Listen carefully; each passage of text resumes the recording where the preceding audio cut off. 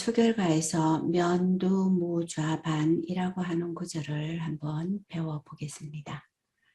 면두무좌반이라는 글은 그 진면자를 머리에 쓴 경우, 우리는 그 어른들이 간머리라고도 하였지요. 그 진면 머리를 초소로 썼을 경우에 무좌반, 왼쪽 두둑이 없다. 초소에서 진면 머리는 왼쪽 두둑이 없다라는 내용입니다. 한번 설명드려 보겠습니다. 면, 두, 무, 좌, 반이라는 구절입니다. 진면 머리는 왼쪽 두둑이 없다 이런 뜻입니다.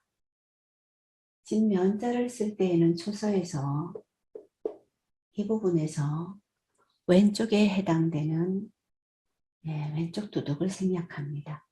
그래서 글자의 형태가 이러이러한 형태로 쓰여집니다. 때에 따라서는 이 글자가 여기를 연결하고 끌어내려오는 경우도 있다는 걸 말씀드립니다. 머리두라고 하는 글자를 초서로 쓸 때에는 머리콩두라고 하는 글자와 머리혈이라고 하는 글자를 결합하여서 만들어진 글자입니다. 콩두라고 하는 글자가 초서로 변형되는 모양은 대략 한 서너 가지로 볼 수가 있습니다. 첫째는 한일이 그대로 오고 밑에 있는 입구를 아래에서 거꾸로 가지고 내려옵니다. 그리고 내려와서 여기까지 내려와서 여기를 연결해요. 그리고 이렇게 연결하는 법이 있습니다. 여기다 설명을 드리면 여기에서 이렇게 되는 거죠. 그래서 이렇게 가는 겁니다.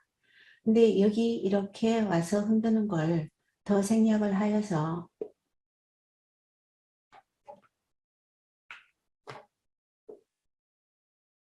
이렇게 가져가기도 합니다. 좀 떼면 이렇게 되겠죠?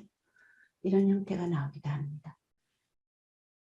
이 모습에서 이것이 그대로 하늘로고 입구가 하늘로 바뀌고 두 점이 하늘로 바뀌고 이것도 하늘로 와서 엄밀히 말하자면 4개이죠. 그런데 같은 방향으로 큰 변화 없이 똑같이 4개가 가니까 3개만 그어서 초두가 이렇게 쓰여지는 경우도 있습니다. 또 하나는 이 콩두에서 중간에 있는 부분을 모두 생략하고 제일 위에 있는 획과 그 다음에 아래에 있는 이 획, 여기처럼 이렇게 그어진 획, 그걸 연결하여서 이렇게 생략되기도 합니다. 이렇게요. 그래서 콩두의 모습은 이런 것들로 나타난다.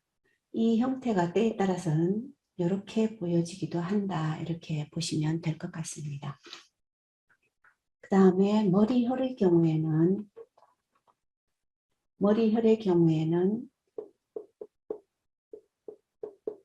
여기에서 이 부분을 가지고 내려와서요. 여기서 이렇게 가지고 내려오는데 이 부분을 빼고 나면 나머지가 조개 폐의 모양이죠. 그죠? 조개 폐의 모양이라서 조개 폐처럼 여기서 그대로 끌고 와서 여기까지 가지고 옵니다. 이렇게. 그리고 오른쪽 편은 생략을 하고 위에 있는 두 점은 한 점으로 연결을 하고요. 그대로 가지고 내려와요. 이렇게.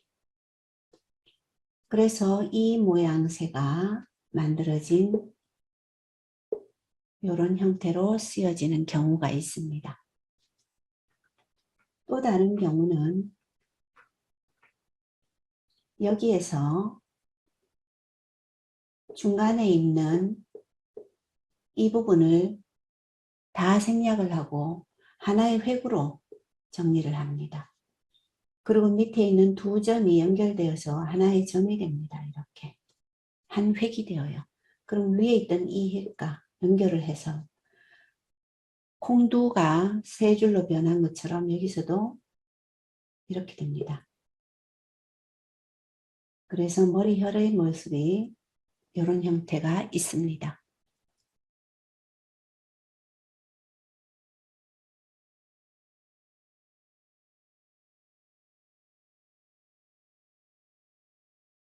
일단 여기 그려놓고요. 이렇게보다는 이렇게 씁니다.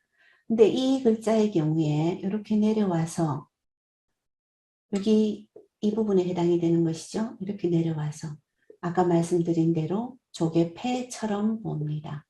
그러면 여기를 이렇게 감는 수가 있어요.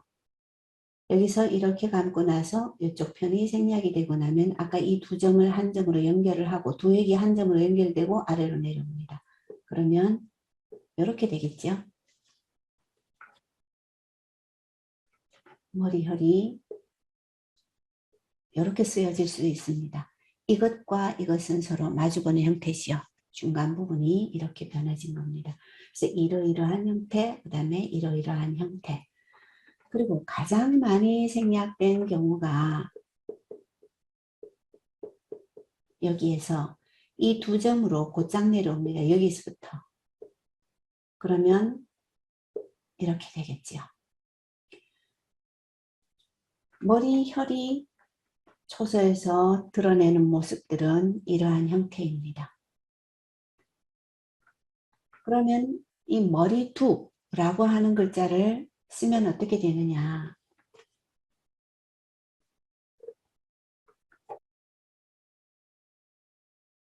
가장 많이 생략된 형태로 이런 형태가 있고요. 그러면 아까 공두에서 가장 아래에 이렇게 연결해 온 거죠. 머리혈에서도 여기만 연결한 거죠. 이렇게. 이게 연결된 겁니다. 이렇게. 이런 형태로까지 줄어든 머리두가 있고요. 그 다음에 아까 보신 바와 같이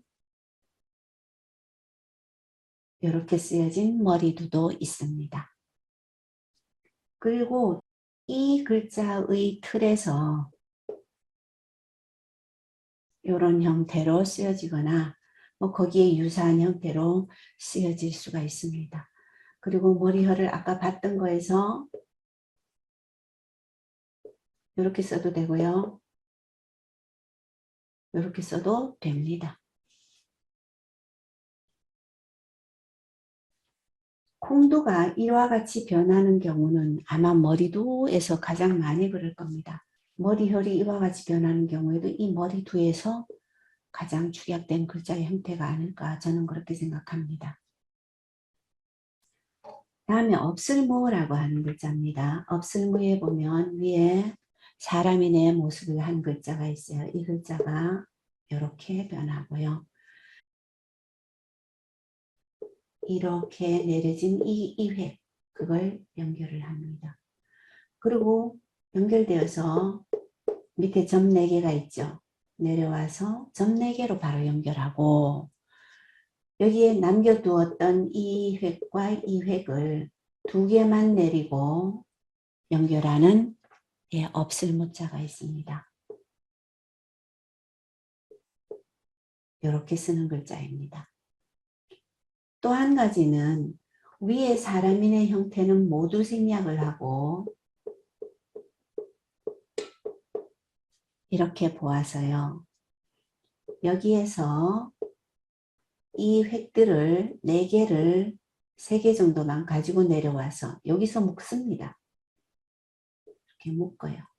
그리고 이 점 4개를 하나로 연결하는 이런 형태의 업슬무가 있고요.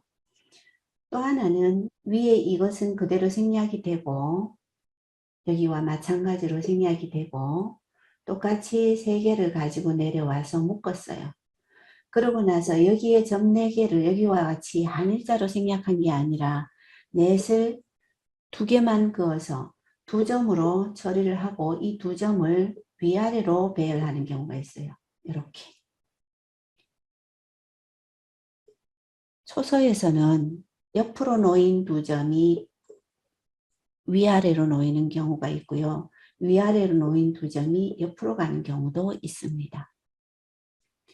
그래서 여기서는 이러한 형태로 변하는 경우가 있습니다. 이걸 연결해서 쓰면 이렇게 되고요. 이걸 연결해서 쓰면 이렇게 되겠죠. 그래서 우리가 초서에서 보는 없을 문자는 이러한 형태가 상당히 많을 겁니다. 옮겨보면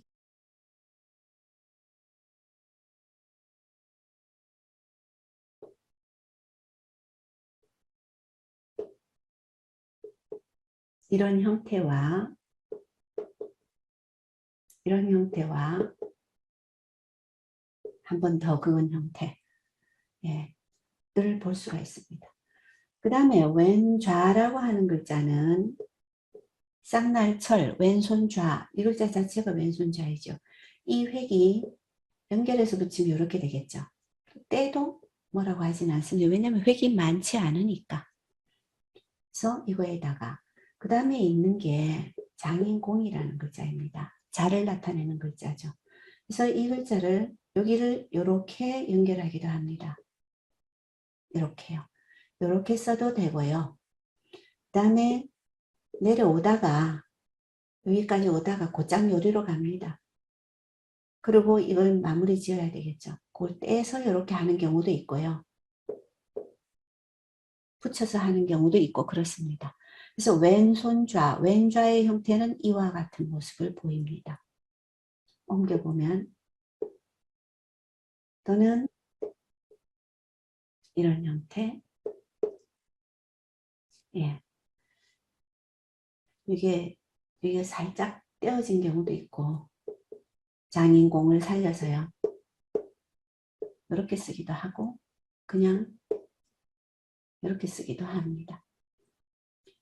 이렇게 쓰다가 보니까 초서에서 이게 왼손 좌인가?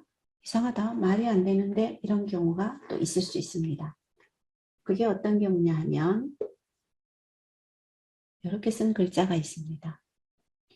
그러면 이 형태가 뭡니까? 흙토지요. 그리고 이렇게 내려와서 이렇게 된 요 획이 생략된 글자. 있을 제자의 초서가 요와 같습니다.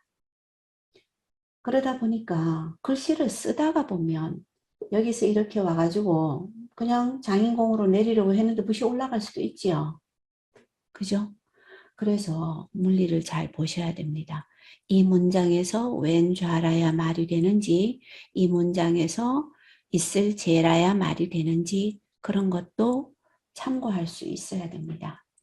그래서 한문 문리가 필요한 겁니다. 다음에 두둑반이라고 하는 글자에 보면은 밭전과 절반 반이 만났습니다. 밭전은 내리고 끌고 와서 내리고 가지고 가면 됩니다. 이게 밭전의 형태입니다. 이렇게요. 물론 이렇게 내려도 안 되는 건 아닙니다만 보편적으로 그렇습니다. 이게 이렇게 했을 때 건너가기가 좋죠. 옆으로. 그 다음에 절반 반이라는 글자에서 보듯이 초서에서는 이렇게 8팔의 형태로 된 글자들이 거의 다 방향이 반대로 됩니다. 일본의 신체자를 보면은 절반 반이 이와 같이 되어 있어요. 일본의 신체자라고 하는 글자는 어쩌면 초서의 형태를 그대로 가지고 갔다 이렇게 보면 될 것 같아요. 그래서 여기를 찍고 가운데로 내려옵니다. 여기를 찍고 가운데로 내려와서 두 개를 그어줘요. 이게 절반 반입니다. 연결해서 쓰면 이렇게 되는 거죠. 밭전에 가서 그냥 곧장 2점 찍고 내려서 이렇게 쓰면 두둑반이 되는 겁니다. 자, 이제 설명드린 글자들을 연결해 보겠습니다.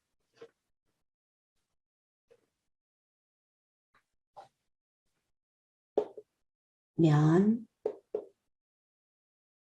두, 모,